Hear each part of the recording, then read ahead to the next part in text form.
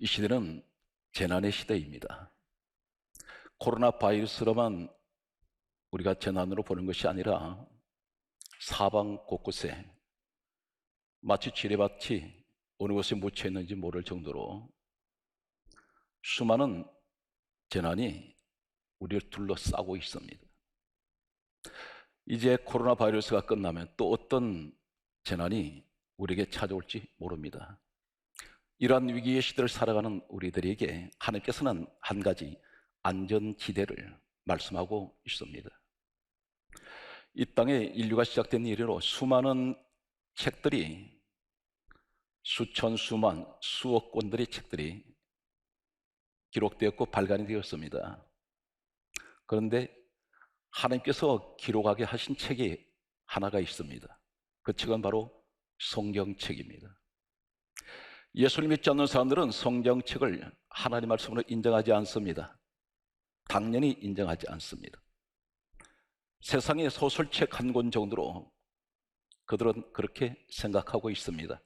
교회 다니는 사람들까지도 말씀에 확신이 없습니다. 말씀을 의심할 때가 있습니다. 자신의 생각대로 판단을 하고 있습니다. 오늘 저는 이 재난의 시대를 살아가는 우리들에게 하나님께서는 확실하게 살아계시고 온 우주를 지금도 통치하고 계신 것을 오늘 저는 여러분들에게 논리 그리고 체계적으로 이론적으로 냉정하게 판단할 수 있는 말씀을 소개하겠습니다. 막연하게 아니면 무조건 예수 믿으라면 이해가 되지 않습니다. 분명한 충분한 근거를 제시를 해야 될 것입니다. 미리 말씀드리지만 인류가 시작된 이래로 이 땅에는 수많은 각자가 숨기는 신들이 있습니다. 그들 신들 가운데에서 어떤 신도 수천 년 전에 이 땅에 올 것을 예언한 신은 아무도 없습니다. 단 한 분이 있습니다. 우리 하나님밖에는 계시지 않습니다. 오늘 제가 소개하는 예수님께서 이 땅에 오시기 전 약 1500년 전에, 그리고 예수님께서 이 땅에 오시기 전 약 750년 전에, 그리고 다시 예수님께서 이 땅에 오시기 전 약 700년 전에, 그리고 다시 예수님께서 이 땅에 오시기 전 약 500년 전에 그들은 각자의 성경을 기록하게 됩니다. 그리고 동일하게 한 가지, 이 땅에 예수 그리스도 메시아가 오실 것을 그들은 성령의 감동을 받게 되고 기록했습니다. 이것은 지금 고대 문서가 되어서 이스라엘 정부에 있는 국립박물관에 이 고대 문서는 소장되어 있습니다. 기록한 사람이 다릅니다. 그리고 그들이 태어난 지방도 지역도 다릅니다. 이들은 서로 만난 적이 없습니다. 서로 입을 맞추지 않았습니다. 성경은 약 30여 명이, 구약 성경은 약 1500년 동안 기록이 되어 있습니다. 그리고 신약은 100년 시간을 두고 기록이 되었습니다. 오늘 제가 이 말씀을 드린 것은 성경 공부를 하기 위해서 성경 지식을 전달하는 시간이 아니고 이 재난의 시대에 어느 것도 믿을 곳이 없습니다. 의지할 곳이 없습니다. 오늘 제가 이 말씀을 전하는 목적은 한 가지밖에 없습니다. 하나님 말씀하는 이 안전지대에 서시기 바랍니다. 그리고 우리 하나님은 막연하고 추상적인 그런 하나님이 아니고, 기독교는 엄격하게 말씀드리면 종교가 아닙니다.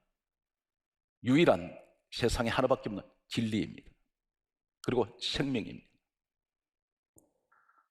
지금까지 믿음이 약해서 아니면 교회는 형식적으로 다니는데 하나님이 살아계신지 안 계신지, 아니면 과연 예수님이 하나님의 아들이신지에 관해서 의구심을 갖고 있거나 의심을 한 분이 있다면 오늘 이 말씀을 들으시다가 믿음의 확신을 가지시고 이 재난의 시대에 오직 우리를 구원하실 분은 예수 그리스도밖에 계시지 않는다는 사실을 고백하는 시간 되시기 바랍니다. 하나님께서는 성경을 기록하게 하실 때에 성경 말씀을 이렇게 기록하고 있습니다. 기록은 사람이 했습니다. 그런데 이사야 34장 16절 말씀을 보면 다음 같은 말씀을 하고 있습니다. 너희는 여호와의 책을 자세히 읽어보라. 이렇게 말씀하시면서 여호와께서 여호와의 입이 이를 명령하셨고 그의 영이 이것들을 모으셨습니다. 그의 영은 성령이십니다. 성령 하나님께서 66권 책을 모으셨습니다. 약 1600년 동안 30여 명의 사람들이 기록했던 것을 이 책을 모으셨습니다. 여호와의 입이 이를 명령을 하셨습니다. 기록한 사람이었습니다. 분명히 이사야 34장 16절은 그렇게 기록하고 있습니다. 성령이 함께하지 않으면 성경의 말씀은 가르칠 수도 없고 생각이 나지 않습니다. 이 말씀은 예수님께서 이 땅에 오셔서 친히 하신 말씀은 요한복음 14장 26절에 다음 같은 말씀을 하고 있습니다. 성령이 아니고서는 말씀을 가르칠 수가 없고 말씀이 생각날 수가 없다고 했습니다. 우리 성령님이 성경을 가르치시고 이 말씀을 생각나게 하시는 그 목적은 어디에 있을까요? 예수님께서 다음 같은 말씀을 계속하셨습니다. 요한복음 15장 26절에 다음 같은 말씀을 하십니다. 진리의 성령이 오시면 그가 나를 정언하실 것이요 예수님 이야기를 말씀하고 있습니다. 성령이 오신 목적, 성령이 성경을 기록하게 하신 목적, 하나님이 기록하게 하신 그 이유와 목적은 가르치시고 생각나게 하시는 그 한 가지는 예수 그리스도를 정언하신다는 것입니다. 성경 말씀은 계속해서 이렇게 말씀합니다. 이 땅에 오신 예수님께서는 오늘 재난의 시대를 살아가는 우리들에게 다음 같은 말씀을 하고 계십니다. 요한복음 14장 27절에 다음 같은 말씀을 합니다. 나의 평안을 너희에게 주노라. 그렇게 말씀하시면서 너희는 마음에 근심도 하지 말고 두려워하지 말라. 그렇게 말씀합니다. 이 평안은 세상이 주는 평안이 아니라 했습니다. 오직 우리 주 예수 그리스도께서만이 주시는 평안입니다. 이 마음의 평안이 여러분과 함께 하시길 바랍니다. 성경 말씀은 계속해서 다음 같은 말씀을 하고 있습니다. 오늘 우리 주님께서는 계속해서 이렇게 말씀합니다. 고난의 시대, 재앙의 시대, 재난의 시대를 살아가는 우리들에게 하나님 택한 백성들에게 하시는 말씀은 요한복음 16장 33절은 다음 같은 말씀을 하고 있습니다. 세상에서 너희가 환난을 당하라. 담대하라. 내가 세상을 이겼노라. 반드시 우리는 코로나 바이러스를 이깁니다. 이 재난을 이길 것입니다. 어떻게 이깁니까? 예수 그리스도의 이름으로 우리는 반드시 이겨나갈 것입니다. 성경 말씀은 계속해서 다음 같은 말씀을 하고 있습니다. 마태복음 28장 20절에 말씀하시기를 우리 주님께서 이렇게 말씀합니다. 내가 세상 끝날까지 너희와 항상 함께 있으리라. 세상 끝날까지 우리 하나님은 우리와 함께 하십니다. 이제 저는 여러분에게 역사가 기록하고 있고 이것은 아무도 부인할 수가 없습니다. 고대 문서입니다. 조작할 수도 없습니다. 예수님께서 이 땅에 오시기 전 1500년 전 그리고 750년 전 그리고 700년 전 500년 전 이 사건들을 제가 동일하게 여러분에게 소개할 때에 한 가지를 냉정하게 생각하십시오. 믿음이 없는 사람들, 아직도 믿음의 확신이 서지 않는 분들에게 간곡하게 제가 오늘 이 말씀을 전하는 내용은 만약에 하나님이 살아계시지 않고 그분이 안 계신다면 1500년 후에 이 땅에 예수님께서 오실 이 사건에 대해서는 기록할 수가 없습니다. 우리는 한 치 앞도 모릅니다. 그런데 분명 하나님의 살아계시기에 1500년 후에 이 땅에 예수님이 오실 것을 말씀하셨습니다. 그분이 누구십니까? 빌립보서 2장 6절에 예수님께서는 바로 근본 하나님 본체가 되십니다. 하나님 본체 되신 예수님 친히 오시기 때문에 1500년 전에 이미 사람들을 통해서 기록하게 하셨습니다. 그리고 750년 전에 기록하게 하셨습니다. 왜 이 사람 저 사람 30여 명을 통해서 기록하게 하실까요? 한 사람이 기록했다면 조작할 수가 있습니다. 서로 모르는 사람들입니다. 각 시대에 몇백 년 단위별로 태어난 사람들입니다. 이 사람들은 이 땅에서 만나본 적이 없습니다. 왜 이렇게 기록하게 하십니까? 모든 그들은 정인이기 때문입니다. BC 1450년에서 1400년 사이에 기록된 창세기, 출애굽기, 레위기, 민수기, 신명기 5권의 책이 있습니다. 이 책은 우리가 성경으로 갖고 있지만 이스라엘 정부에서는 고대 문서입니다. 강조한 적이 있습니다. 이 고대 문서는 수천 년이 흐른 동안에 이 파피누스는 삭아버렸습니다. 만지면 바스라져 버립니다. 진공 상태에서 보존되어 있습니다. 유리관 속에 들어 있습니다. 이것은 아무도 건드릴 수 없고 고칠 수도 없습니다. 이 내용 가운데 보면 우리 예수님께서 1500년 후에 이 땅에 오실 것을 말씀하시는데 이 5권의 책을 기록한 사람이 누구인가 하면 모세라는 사람이었습니다. 다시 말씀드려서 모세는 예수님부터 1500년 전의 사람입니다. 창세기 3장 15절에 보게 되면 모세가 기록한 책은 이렇게 기록하고 있습니다. 에덴 동산에서 선악과를 먹게 했던 뱀이 있습니다. 이 뱀을 가리켜 계시록 12장 9절은 마귀 사단이라고 있습니다. 마귀 사단에게 하나님께서 하신 말씀이 여자의 후손이 오실 것을 말씀하셨습니다. 여자의 후손이 오면 뱀의 머리를 상하게 할 것이라 했습니다. 뱀의 머리를 깰 것을 말씀하셨습니다. 바로 이 여자의 후손은 예수 그리스도를 말씀하고 있습니다. 모세를 통해서 기록했습니다. 창세기 49장 10절에 보게 되면 유다의 혈통을 통해서 실로가 오실 것이라고 했습니다. 이때가 예수님 오시기 전에 1500년 전에 모세를 통해서 기록하게 하셨습니다. 실로는 메시아입니다. 우리 주 메시아가 오신다는 것입니다. 아무도 부인할 수가 없습니다. 1500년 후에 일어날 일을 하나님께서는 1500년 전에 모세를 통해서 기록하게 하셨습니다.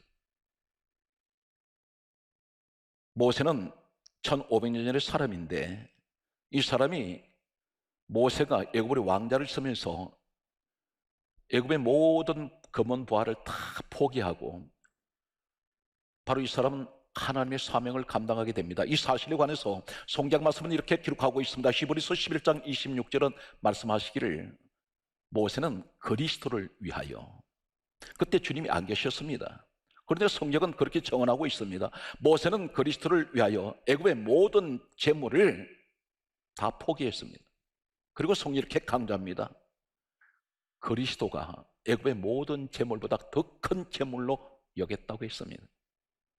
오직 예수 그리스도를 위해서 그는 모든 부귀영화를 포기한 사람이라고 기록하고 있습니다.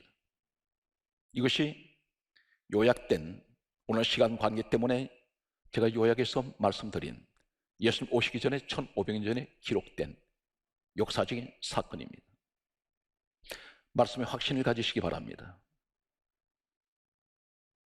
계속해서 소개합니다. 모세 시대로부터 약 700년이 흘러갑니다. 약 700년이 지난 BC 745년에서 BC 680년 사이에 기록된 이사야서가 있습니다. 이사야 7장 14절 보게 되면 성경은 다음과 같은 말씀을 하고 있습니다. 보라, 처녀가 잉태하여 아들을 낳으리니 그 이름은 임마누엘이라 하리라 했습니다. 임마누엘이란 말은 하나님께서 우리 가운데 거하신다는 뜻입니다. 바로 하나님 본체 되시는 예수 그리스도께서 오실 것을 예수님 이 땅에 오시기 전 약 750년 전에 이미 성경은 또 고대 문서는 그렇게 역사는 기록을 하고 있습니다.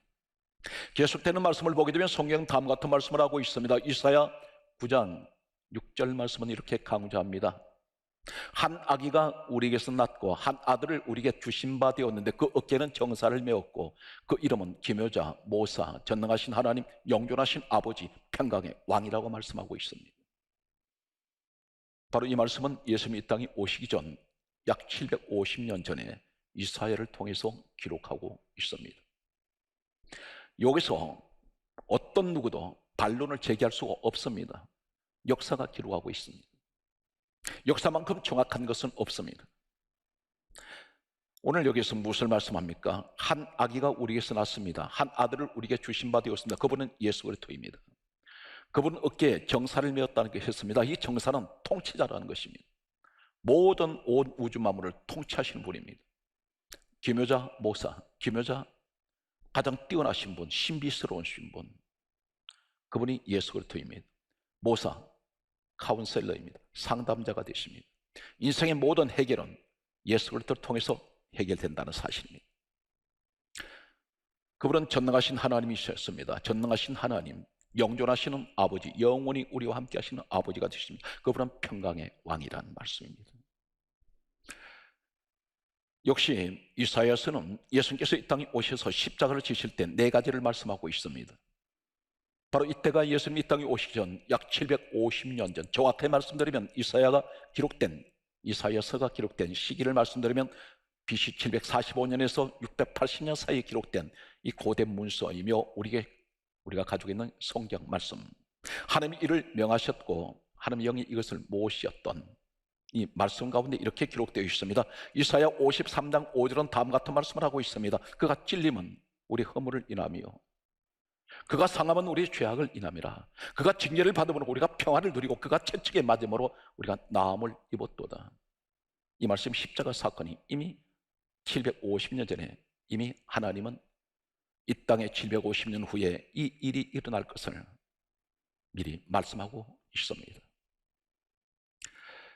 역사는 다시 흘러내려갑니다.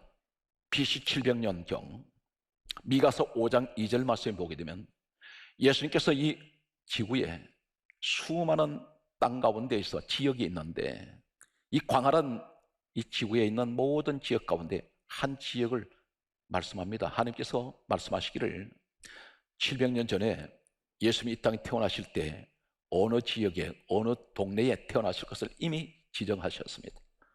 미가서 5장 2절에는 베들레헴입니다.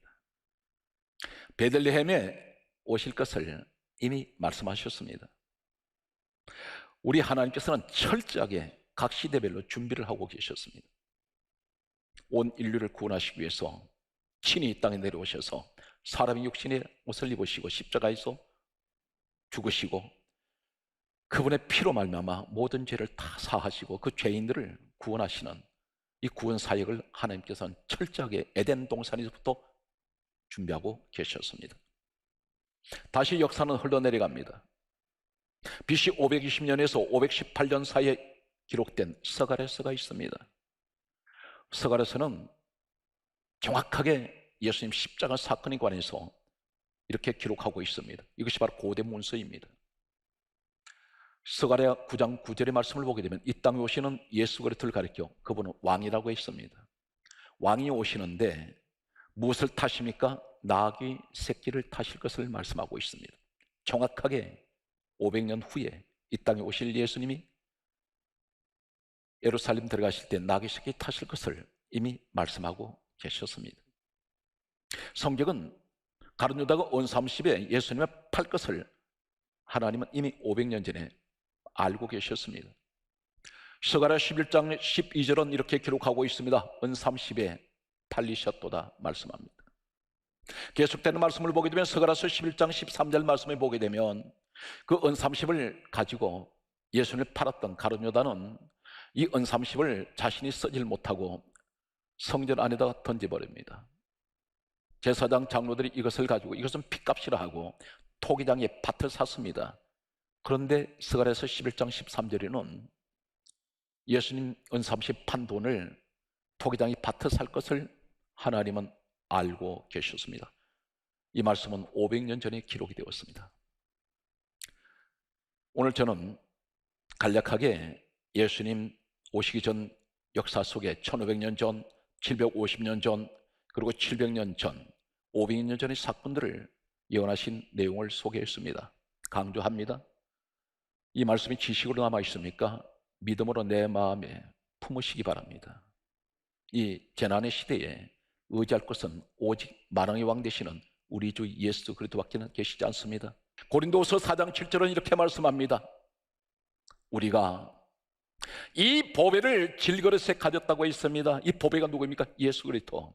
세상의 모든 보배 중에 보배, 온 우주를 주고도 바꿀 수 없는 보배가 예수 그리스도입니다. 그런데 그 보배를 우리가 질그릇에 가지고 있다고 했습니다. 질그릇이 누구입니까? 이 질그릇은 흙으로 만든 그릇입니다. 가장 잘 깨지는 그릇입니다. 바로 로마서 9장 24절에 우리가 그릇이라 했습니다. 나는 연약합니다. 나는 부족합니다. 나는 잘 깨집니다. 나는 날마다 부서지는 인생입니다. 그런데 세상에서 가장 귀한 보배 되시는 예수 그리스도를 내가 모시고 있습니다. 내 마음에 예수 그리스도가 계십니다. 그랬을 때 성경 말씀은 뭐라고 고백하고 있습니까? 고린도후서 4장 8절은 이렇게 말씀합니다.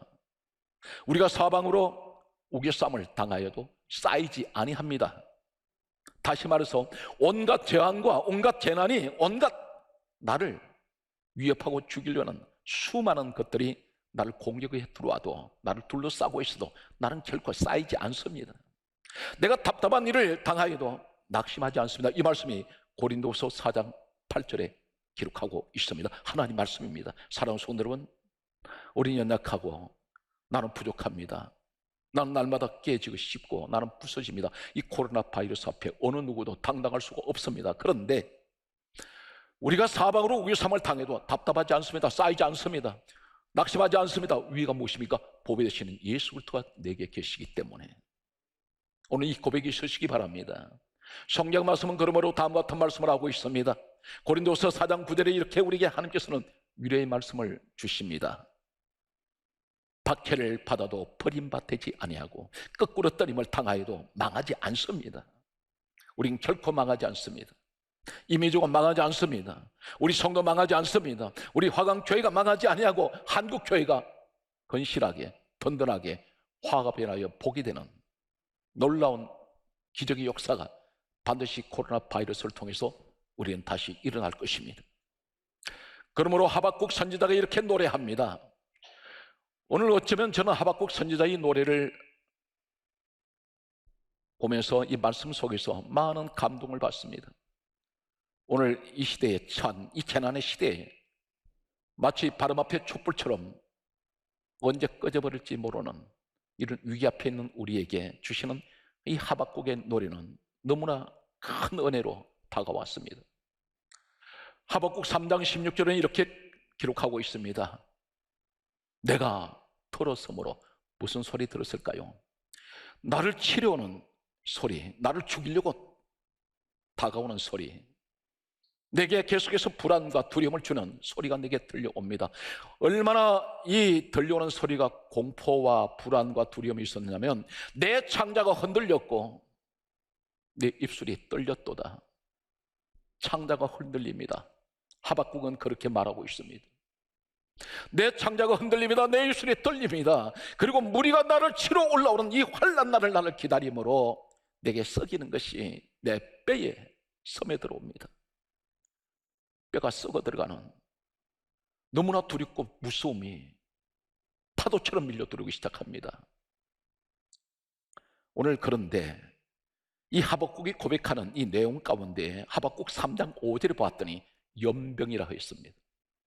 연병에 불덩이 같이 온다 했습니다. 연병은 전염병입니다. 이 불덩이 같은 게 뭘 말합니까? 열이 펄펄펄펄 끓어오릅니다.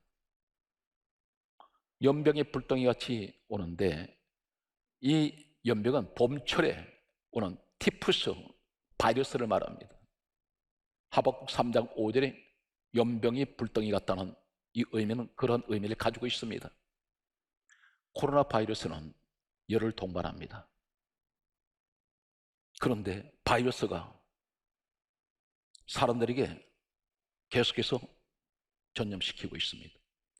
어쩌면 하박국이 말하는 하박국 3장 5절의 연병의 불덩이 같이 오늘 이 들려오는 소리가 나를 죽이는 소리가 들려옵니다. 불안과 공포의 소리가 들려옵니다.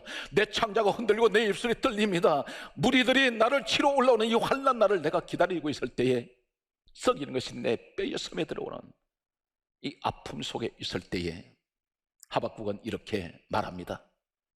그가 하나님을 바라보면서 이 땅에 어느 것도 안전지대가 없는 이때에 하박국 선지자의 말이 이렇게 말하고 있습니다.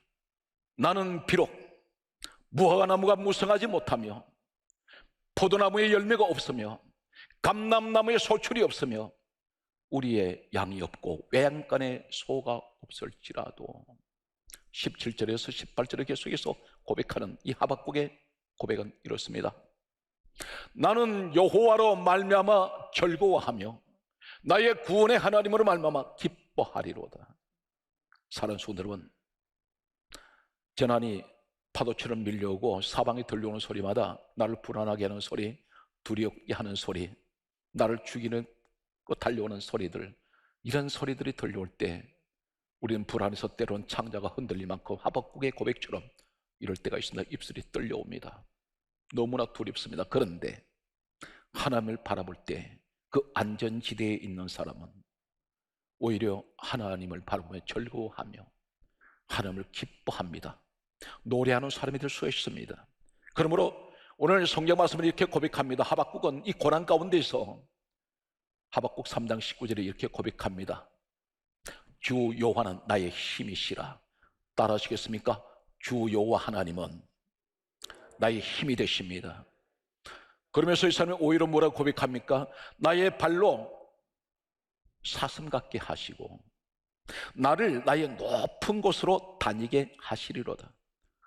사망의 엄침한 골짜기에서 나를 끌어올리시는, 그런 나를 사슴같이 뛰게 하시는, 오늘 이 고백을 하박국은 노래합니다. 반드시 우리에게도 이 노래 소리가 우리 민족에게 들려올 것입니다. 오늘 여러분 가정에 이 하박국의 노래 소리가 들려오시기를 주 예수님으로 축복합니다. 그러므로 성경은 이렇게 말씀하고 있습니다. 로마서 12장 12절에 말씀하시기를 다음 같은 말씀을 하고 있습니다. 소망 중에 즐거워하며 환난 중에 참으며 기도에 항상 힘쓰는 우리가 성도가 되시기를 바랍니다. 그러므로 성경 말씀은 이렇게 결론 맺습니다. 히브리서 13장 9절에 말씀하시기를 마음은 은혜로 굳게 함이 아름답고 마음에 슬픈 마음을 가지지 마십시오. 늘 내 마음속에 은혜로 굳게 하는 이 마음은 하나님 보실 때 아름답다고 했습니다. 마지막 말씀의 결론은 디모데전서 1장 1절에 우리의 소망이신 예수 그리스도를 바라보시는 오늘 여러분들에게 하나님의 안전지대에 서시는 이 축복이 있기를 주의 손으로 축원합니다.